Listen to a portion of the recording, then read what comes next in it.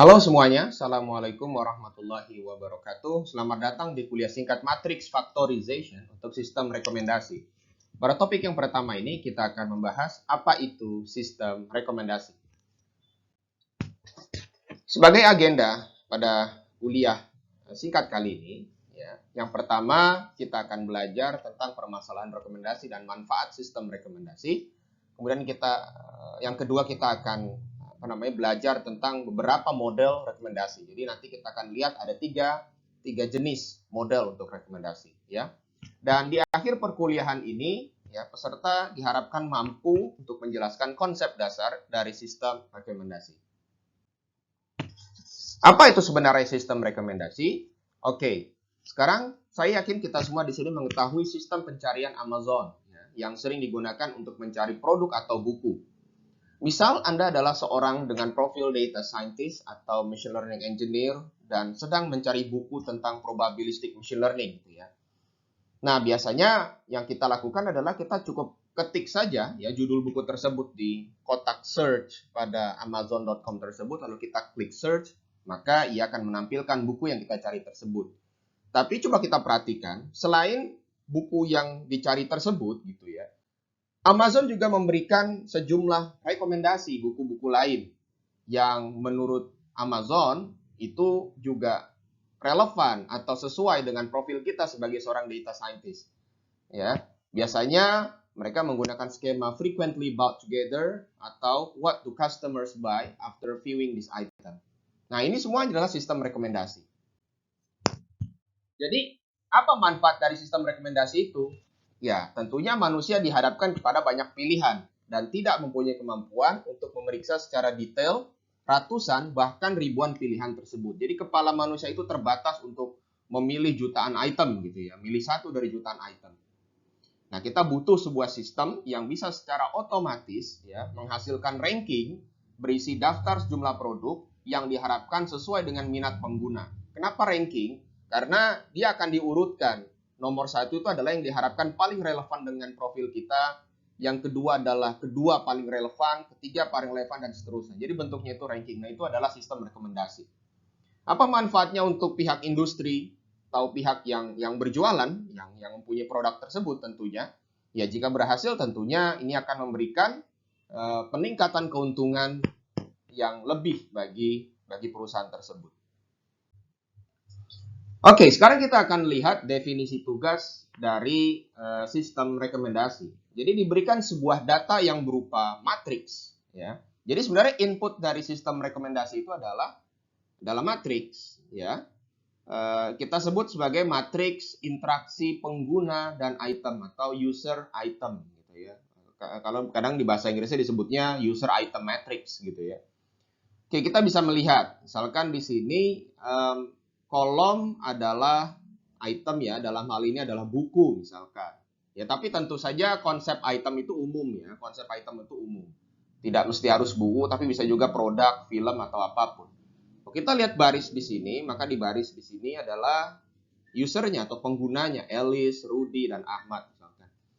Oke, di setiap sel pada matriks ini itu adalah rating. Ya, dalam hal ini kita asumsikan pengguna selalu mengekspresikan suka atau tidak suka terhadap suatu item via rating tersebut. 1 artinya dia sangat tidak suka, 5 berarti dia sangat suka. Gitu ya. Lalu bagaimana dengan yang tanda tanya? Nah, tanda tanya ini adalah missing value. Missing value ini artinya ya berarti dalam hal ini misalkan Rudy dia belum memberikan rating untuk buku 2. Ini kalau dalam konteks seperti ini biasanya kita tidak pertimbangkan dalam mengembangkan model sistem rekomendasi. Oke, jadi definisi tugas dari sistem rekomendasi itu apa? Jadi diberikan matriks seperti ini ya ke dalam sebuah sistem, inputnya itu matriks, interaksi pengguna item. Coba deh prediksi atau buatlah model yang mampu memprediksi secara otomatis kira-kira yang tanda tanya ini akan seperti apa ratingnya. Misalkan di sini berarti kira-kira Alice seberapa suka dia dengan buku 5. Ya. Nah, itu adalah sistem rekomendasi. Nah, namun sebenarnya sulit sekali kita mendapatkan data ya, yang berupa matriks interaksi yang berisi explicit feedback seperti rating. ya. Jadi rating itu adalah benar-benar eksplisit, dia suka tidak suka jelas gitu ya. Pada kebanyakan kasus justru yang lebih mudah kita dapatkan adalah yang implicit feedback. Biasanya klik basisnya gitu ya. Jadi kalau misalkan ada daftar buku, kalau misalkan ada seorang user dia klik link buku tersebut, gitu ya. Nah, itu kita bisa anggap semacam sebuah indikasi bahwa dia suka dengan buku tersebut, walaupun sebenarnya belum tentu. Jadi indikasi ada klik itu pun hanya sekedar aproksimasi bahwa kira-kira suka, walaupun belum tentu. Lalu bagaimana kalau penggunanya tidak klik? Nah, kalau tidak klik lebih susah lagi. Karena kalau dia tidak klik, artinya bisa jadi suka, bisa jadi tidak suka. Ya, namun memang pada kebanyakan kasus pengguna memilih untuk tidak bereaksi ketika tidak suka dengan sesuatu.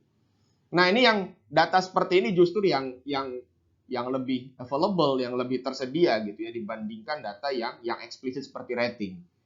Gitu ya. Jadi bagaimana memanfaatkan matriks ini ya, termasuk missing values untuk mengembangkan model rekomendasi. Jadi summary, ada dua jenis rating ya. Yang pertama adalah rating yang isinya explicit feedback, ya rating. Yang kedua adalah matriks yang isinya implicit feedback seperti klik ya. Oke. Ya, tadi sudah saya sebutkan. Jadi input dari sebuah model rekomendasi adalah user item interaction matrix yang dapat berbasis rating eksplisit atau implicit feedback. Nah, user item interaction matrix ini juga sangat sparse loh. Jadi sebagai contoh pada sebuah dataset rekomendasi film, tentunya film itu ada sangat banyak gitu ya. Ada sangat banyak di dalam dataset itu. Ada ratusan ribu film. Tapi bayangkan, seorang pengguna nggak mungkin memberikan rating atau memberikan klik gitu ya, informasi klik terhadap semua film yang ada di dataset tersebut. Paling hanya 10 film dari ratusan ribu film tersebut. Jadi bisa dibayangkan bahwa sisanya itu adalah nol atau kosong atau tanda tanya gitu ya. Jadi matriks ini tuh sangat sparse. Ya, interaction matrix ini sangat sparse. Nah, ini yang menjadi challenge atau tantangan dari sistem rekomendasi. Oke, bagaimana dengan metode? Tadi sudah saya sampaikan bahwa salah satu goal di kuliah singkat ini adalah menyampaikan ya, 3 taksonomi besar, 3 klasifikasi besar dari metode yang digunakan untuk mengembangkan sistem rekomendasi. Yang pertama namanya adalah content based recommender system. Ya, jadi ketika kita ingin memprediksi kesukaan seseorang terhadap suatu item, maka recommender system atau sistem rekomendasi yang berbasis konten ini, itu dia ketika memprediksi dia hanya menghitung kesamaan antara user profile ya dengan isi atau deskripsi dari item tersebut. Apa itu user profile? User profile itu bisa informasi klik-klik atau informasi rating-rating yang pernah diberikan gitu ya ke item-item di masa lalu gitu ya. Jadi intinya sih apa produk-produk yang pernah diberi rating atau apa produk-produk yang secara histori pernah diklik orang gitu ya. Atau mungkin orang itu juga pernah memberikan informasi secara eksplisit profilnya suka item yang seperti apa gitu ya. Nah, itu adalah user profile. Nah, yang kedua adalah collaborative filtering. Nah, kalau dengan collaborative filtering ya, itu tidak berbasis isi. Dia menggunakan wisdom of the crowd istilahnya. Dia menggunakan wisdom of the crowd. Jadi, prediksi kesukaan seseorang terhadap suatu item ditentukan dengan melihat bagaimana pengguna lain yang mirip dengan orang tersebut memberikan rating terhadap item yang sama. Misalkan saya jadi sebuah sistem rekomendasi ingin memprediksi apakah saya suka dengan buku A. Nah, sistem tersebut melihat siapa aja orang-orang yang mirip dengan profil saya. Coba lihat apakah orang-orang tersebut seberapa suka dia dengan buku A. Nah, itulah yang digunakan sebagai basis untuk memprediksi kira-kira saya suka nggak dengan buku A. Jadi dia melihat teman-teman saya yang mirip karakteristiknya dengan saya. Gitu ya. Nah, yang ketiga adalah metode gabungan. Jadi menggabungkan content based recommender system dan juga collaborative filtering. Oke, kita lihat yang content based recommender system dulu yang pertama. Jadi user profile tadi sudah saya sebutkan sebelumnya didapatkan dari user history atau merupakan masukan langsung dari pengguna seperti berikut. Jadi kadang ini seperti di Amazon.com kita bisa memberikan your books favorites gitu ya, kategorinya. Kita bisa memberikan informasi kira-kira kita suka kategori buku yang seperti apa, biografis, memoirs, business investing, computers, internet, non-fiction. Jadi kita bisa memberikan profil kita secara eksplisit. Ya, atau ya Amazon juga mungkin melihat histori kita di masa lampau, kira-kira buku-buku apa yang pernah kita beli, pernah kita klik, pernah kita beri rating, itu juga dimanfaatkan sebagai user profile tentunya. Nah, lalu gimana cara bekerjanya content based recommender system nih? Nah, tentunya item juga punya deskripsi. Ya, jadi selain user profile, setiap item juga punya deskripsi. Ini contoh misalkan buku The Art of Computer Programming, dia punya deskripsi seperti ini. Ya, buku ini juga dia punya deskripsi seperti ini. Nah, kita coba matchingkan antara user profile kita dengan deskripsi buku-buku tersebut. Item mana atau buku mana dalam hal ini yang seharusnya lebih besar kesamaannya dengan user profile. Yang jelas, kita bisa melihat bahwa buku yang pertama yaitu The Art of Computer Programming itu harusnya berada di ranking 1. Ingat tadi kan output dari sistem rekomendasi ranking ya. Nah, berarti ranking 1 tuh buku item 1 ini, The Art of Computer Programming. Singkat cerita karena kita bisa melihat di sini banyak irisan kata-kata dari description-nya dengan kata-kata yang ada di user profile-nya. Dibandingkan kalau kita lihat dari buku kedua gitu ya. Maka ini lebih relevan atau lebih match secara konten dengan profil orang tersebut. Maka itulah yang dilakukan. Maka yang direkomendasikan ranking pertama, buku yang pertama, buku yang kedua, dan seterusnya. Gitu ya. Oke, itu adalah content based recommender system. Nah, berbeda dengan collaborative filtering. Ini yang kedua nih. Ya, collaborative filtering. Kalau collaborative filtering, dia tidak melihat konten. Dia tidak melihat user profil saya dan konten atau deskripsi dari item, tidak. Dia melihat siapa sih user-user yang mirip dengan saya. Atau sebaliknya bisa melihat item-item yang mirip dengan item yang ingin kita prediksi ratingnya gitu ya.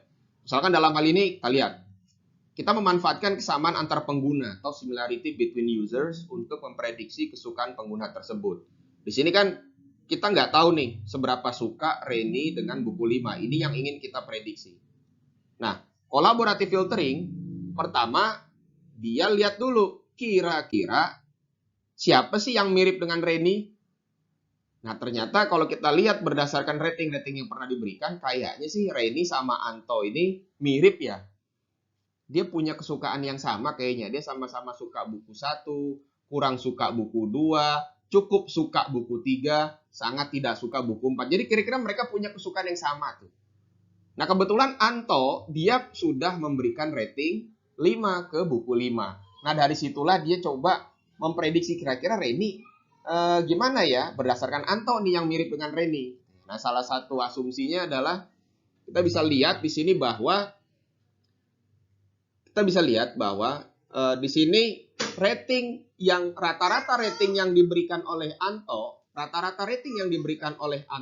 di sini terhadap keempat buku itu adalah 2,8. Ya, jadi 3 tambah 2 tambah 3 tambah 1 bagi 4 itu adalah 2,8. Nah, kita lihat, jadi rating yang diberikan Anto terhadap buku 5 dikurangi dengan rata-rata rating yang diberikan oleh Anto, itu adalah semacam jarak ya, jarak dari rating buku 5 ke rata-rata yang diberikan Anto. Nah, di sini ada semacam hipotesis atau asumsi bahwa jarak tersebut juga sama untuk Reni.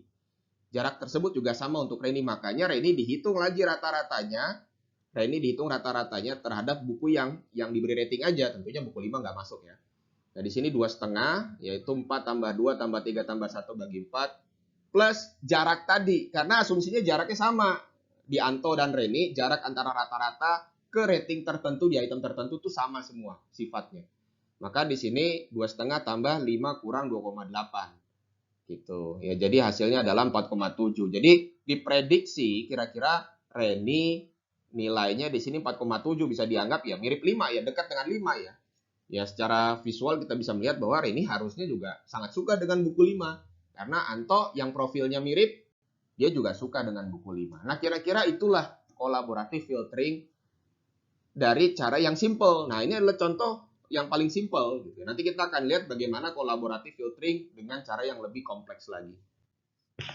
Oke, sebagai penutup, input dari model rekomendasi adalah user item interaction matrix. Ya, bisa berbasis rating yang eksplisit, tapi juga bisa berbasis yang implisit. Tentunya tadi sudah saya sampaikan bahwa yang praktis justru yang aslinya banyak terjadi gitu ya secara operasional itu adalah yang basisnya implisit seperti klik. Yang rating itu jarang dapat kita data yang berbasis rating secara eksplisit itu. Lalu content based recommender system memanfaatkan profil pengguna di masa lampau dan juga isi atau deskripsi item dalam memprediksi kesukaan seseorang. Collaborative filtering memanfaatkan kesamaan antar pengguna dan juga kesamaan antar item dalam melakukan prediksi kesukaan seseorang.